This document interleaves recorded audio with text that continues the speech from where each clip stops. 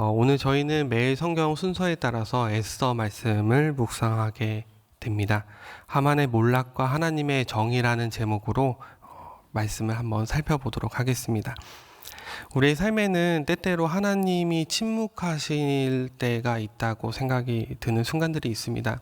간절히 기도할 때 그 기도의 응답이 더디게 느껴질 때도 있고, 또 억울한 일을 당했을 때 현실이 녹록하게 해결되지 않는 모습들이 보여지게 됩니다. 오히려 불의한 자들이 형통한 것과 같은 형세를 보면서 하나님 정말 살아계시는 것인가, 하나님이 정말 나와 함께 하시는 것인가, 내 마음을 알고 계시는가에 대해서 궁금하고 또 반문할 때도 있는 것 같습니다. 에스더가 기록된 시대 역시도 마찬가지였습니다.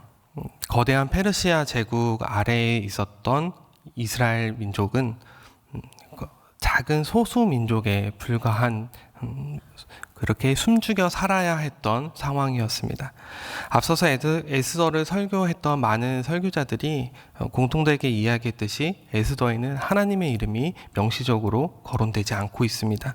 하나님께서는 침묵 속에서 섬세하고 또 혹은 강력하게 역사하고 계시는 것을 우리는 에스더서를 통해서 볼 수 있는데, 마침내 그 구원의 역사를 이루는 모습이 오늘 본문을 통해서 이루어지고 있습니다. 오늘 우리는 에스더 6장 14절에서 7장 10절까지의 말씀을 통해서 하나님이 보이지는 않으시나 분명히 살아계시고 역사하셔서 이스라엘 백성들을 어떻게 이끌어가고 계시는지, 또 하나님이 얼마나 그 우리에 대한 사랑과 우리와 함께 동행하고 계시는지에 대해서 오늘 본문을 통해서 같이 그 지혜를 알고 하나님의 사랑을 알고 나아가는 귀한 시간이 되시기를 소망합니다. 오늘 본문은 모르드게를 높이라는 왕의 명령을 듣고 그 하만이 그 명령을 수행하고 돌아오는 그 이후의 장면에 대해서 다루고 있습니다. 모르드게는 굉장히 그 하만에 있어서 굉장히 눈의 가시와 같은 그런 존재였습니다. 그래서 하만은 모르드게를 죽일 생각을 그 몇 시간 전부터 하고 있었는데, 너무나 신난 나머지 기대에 부푼 나머지 그런 생각과 그런 마음을 갖고 있었습니다.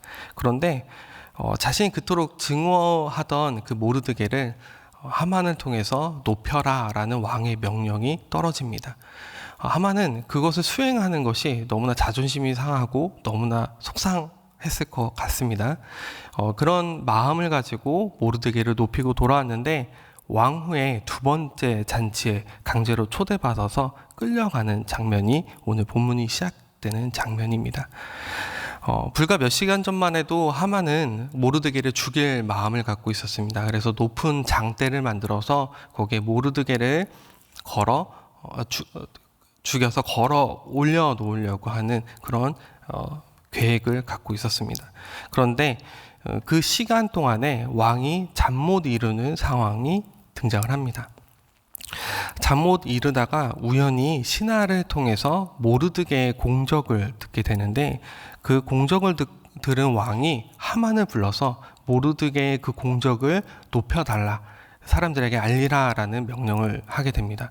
그래서 하만은 모르드게를 왕의 옷을 입히고 나귀를 태워서 그 성을 이렇게 돌면서 모르드게가 이렇게 좋은 일을 했다, 왕에게 칭찬받을 일을 했다라고 하면서 그 공적을 높여주는 역할을 하만이 직접 수행하고 돌아오게 됩니다.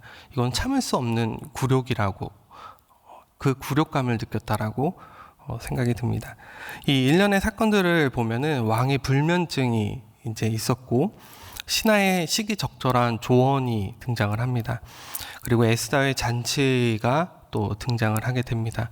이 모든 것이 하나하나 놓고 보면은 굉장히 좋은 우연, 어떻게 이런 우연이 생길 수 있을까라고 생각이 드는데, 이는 하나님이 보이지 않는 그 손길 가운데 굉장히 정교하게 만들어진 필연이라고 할 수 있습니다. 우리는 우연이라고 생각하는 것 안에 하나님이 역사하시고 하나님이 동행하시면 그것이 굉장히 강력한 필연이 된다라는 것을 오늘 에스더서를 통해서 볼 수 있습니다. 우리가 깨닫지 못하는 순간에도 하나님은 그 상황을 주관하여 주시는 분이십니다. 하나님은 사람의 마음도 움직여 주시는 분이십니다.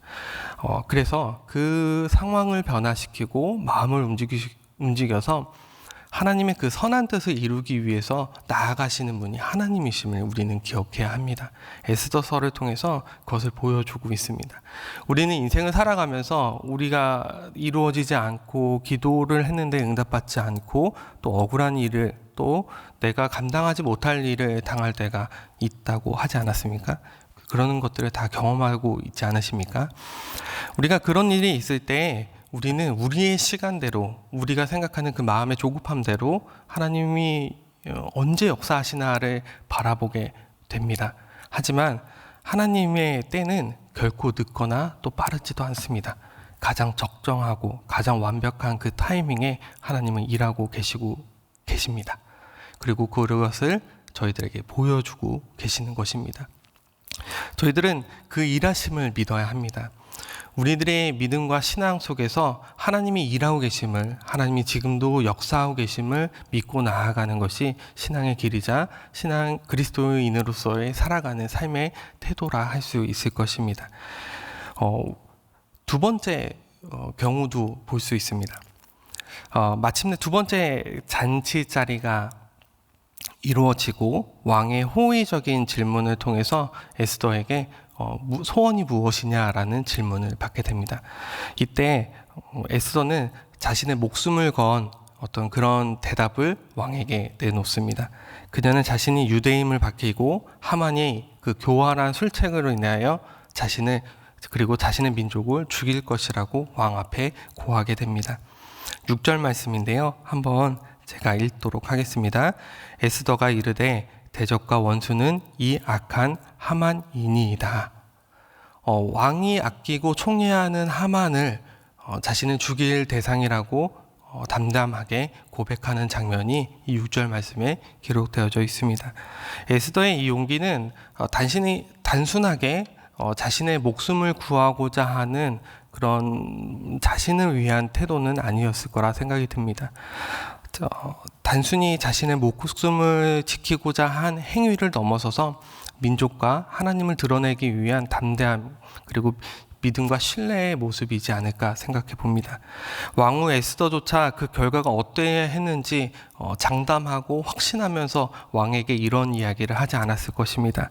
오직 믿음과 하나님을 향한 신뢰로 그 담대함이 형성되었고 왕에게 고하게 되는 그런 결과를 볼 수 있습니다. 에스더는 왕후라는 자신의 위치에서 민족을 위한 중보자의 역할을 감당하게 되었습니다. 오늘 우리도 각자에게 이런 담대함이 좀 필요하지 않을까라는 생각을 합니다. 나에게 하나님이 꼭 강력하게 역사하셔서 하나님이 나를 움직이시는 그 힘을 느껴서 나아갈 때도 있지만 때로는 좀 전에 말씀드렸던 것과 같이 하나님이 역사하지 않으실 때 또 하나님이 나와 함께 하지 않으실 때 하나님이 침묵하실 때 이런 순간들이 있을 때에도 하나님이 나와 함께 하신다. 하나님이 이 순간에도 나를 회사에 가정에 또 내가 속한 그 공동체 안에 보내셨고 그 보내신 곳 안에서 담담하게 하나님을 증거하는 자가 되어야 한다라는 것입니다. 우리는 하나님이 보내신 사람입니다. 우리가 어떤 곳에서 어떠한 역할을 하든지 하나님이 나를 선택하셨고 세워주셨기 때문에 하나님을 드러내는 것에 최선을 다해 나아가는 것이 우리의 사명이고 우리가 나아가야 되는 방향이라 할 수 있을 것입니다. 에스더는 그런 역할을 감당했습니다. 중보자로서 또 하나님을 증거하고 나아가는 그 역할에 충성스럽게 나아가는 모습이었습니다. 이를 들은 왕은 굉장히 경노했습니다. 그리고 그 자리를 잠시 비운 사이에 아마도 하만은 에스더에게 그 자신의 목숨을 구걸하며 나아갔을 것입니다. 근데 이 구걸하며 나아가는 이 장면을 왕이 보았을 때 오해하게 됩니다. 왕비에게 부정한 행동을 한 것으로 오해하게 되어서 하만을 죽이게 됩니다. 모르드게를 죽이기 위해서 만들었던 그 장대에 하만이 걸리는 일이 벌어지게 되었습니다. 교만과 악의 도모는 이처럼 허무하게 자멸하게 되는 법입니다. 저희들이 만들어내고 인위적으로 쟁취하고 성취하고자 하는 그 모든 것들 그 안에 혹여나 악이 있거나 혹여나 불의함이 있다면 그것을 통해서 우리가 대신 돌려받는 그 세상 사람들이 돌려받는 그런 모습을 볼 수 있습니다. 이 극적인 반전은 하만 개인의 몰락을 넘어서서 악을 심판하시고 의인을 높이시는 하나님의 일관된 통치 방식을 볼 수 있습니다. 하나님은 우리들을 굉장히 사랑하십니다. 사랑하셔서 그리스도 예수를 보내셨고 그리스도 예수를 통하여 우리들을 구원하기를 원하셨습니다. 그리고 그것을 이루셨습니다. 근데 그 과정을 보면은 그리스도 예수가 그 공생의 사역을 하는 중에 사탄이 나타나 또 유혹하지 않습니까? 그 십자가에 못 박혀서 하나님의 구원의 계획을 막으려고 했던 그 시도가 결국은 그 십자가를 통해서 죽음을 이기고 오신 예수 그리스도를 통해서 구원의 역사가 있음을, 또 부활의 역사가 있음을, 하나님이 우리와 함께 하시는 그 사랑의 역사가 있음을 보여주는 승리의 도구로 그 십자가를 바꿔주셨습니다. 오늘날 우리도 여전히 악이 득세하는 현실 속에서 현실을 보면 낙심할 수밖에 없습니다. 내가 약자인 것 같고 내가 아무것도 할 수 없는 사람일 거라고 생각이 드는 그런 경우들이 굉장히 많이 있지 않습니까? 그러나 우리는 반드시 기억해야 합니다. 하나님은 악을 싫어하십니다. 그리고 선으로 그 악을 이기실 것입니다. 그러기에 우리는 세상의 불의한 방법들을 선택하고 취하는 것이 아니라 하나님이 가장 원하시는 방법이 무엇인가를 끊임없이 물으며 하나님이 가장 원하시는 그 뜻을 찾아 나아가는 것이 우리들이 앞으로 나아가야 할 방향이라 할 수 있을 것입니다. 분명히 절망을 희망으로 바꾸시는 분이십니다. 분명히 악을 선으로 이기시는 분이십니다. 그러기에 우리는 그분을 의지하고 굳건히 나아가야 됩니다. 하나님이 침묵하신다라고 생각할 때에도 하나님을 신뢰하셔야 됩니다. 하나님이 분명히 이 상황과 이 환경을 역전시켜 주실 것이다, 희망으로 바꿔주실 것이다 라는 믿음으로 나아가는 우리 모든 성도님들 되시기를 소망합니다. 에스더 시대에 하나님은 침묵하는 듯이 보였습니다. 그러나 가장 극적인 순간에 하나님의 존재와 그 능력을 보여주셨습니다. 오늘 우리의 삶이 때로는 하나님의 부재처럼 느껴질 때도 있고 하나님의 기도의 응답이 더디게 느껴질 때도 있을 것입니다. 그럴 때 오늘 이 에스더 말씀이 여러분들 인생 안에 위로가 되고 희망이 되시는 순간들이 되시기를 소망합니다. 하나님의 시간표는, 하나님의 계획은 멈춘 적이 없습니다. 늘 신실하게 가장 완벽하고 가장 완전하게 우리와 함께 동행하여 주시면서 우리가 그것을 이루기 위해 계속 끊임없이 그 시간은 흘러가고 있습니다. 우리의 삶과 역사 속에서 섬세하고 강렬하게 역사하시는 하나님의 놀라운 은혜를 우리의 일생을 통해서, 우리의 삶을 통해서 누리고 나아가시는 우리 모든 성도님들 되시기를 소망합니다. 우리는 이 신실하신 하나님을 바라보며 나아가야 합니다. 오늘도 이 세상 속에서 내가 할 것이 무엇일까, 내가 어떤 것을 이루어야 할까라는 그런 고민들이 있을 거라고 생각이 듭니다.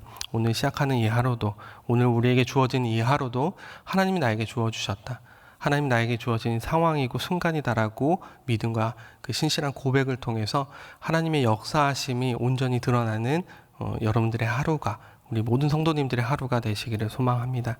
하나님을 담대히 증거하시고 하나님의 완벽하심을 보여주는 귀한 성도님들의 삶을 살아가시기를 소망합니다. 그것을 위해서 오늘 이 시간 같이 기도하도록 하겠습니다. 우리의 삶을 내 현실과 내 마음과 내 어려움 속에서 보는 것이 아니라 하나님이 주실 희망과 능력을 바라보며 오늘 하루를 나아가겠습니다. 이 시간 주 앞에 모든 신뢰와 모든 은혜를 구하며 나아가겠습니다. 하나님 동행하시는 오늘의 하루가 될 수 있도록 인도하여 주시옵소서. 우리의 인생이 될 수 있도록 인도하여 주시옵소서. 그래서 내가 담대함을 보이고 주를 증거하며 세상의 빛과 소금의 역할을 감당하며 나아가는 주의 증인이 되어 나아가겠습니다. 이런 믿음의 고백으로 오늘 같이 기도하며 나아가도록 하겠습니다. 기도하겠습니다. 놀라우신 하나님의 사랑과 은혜가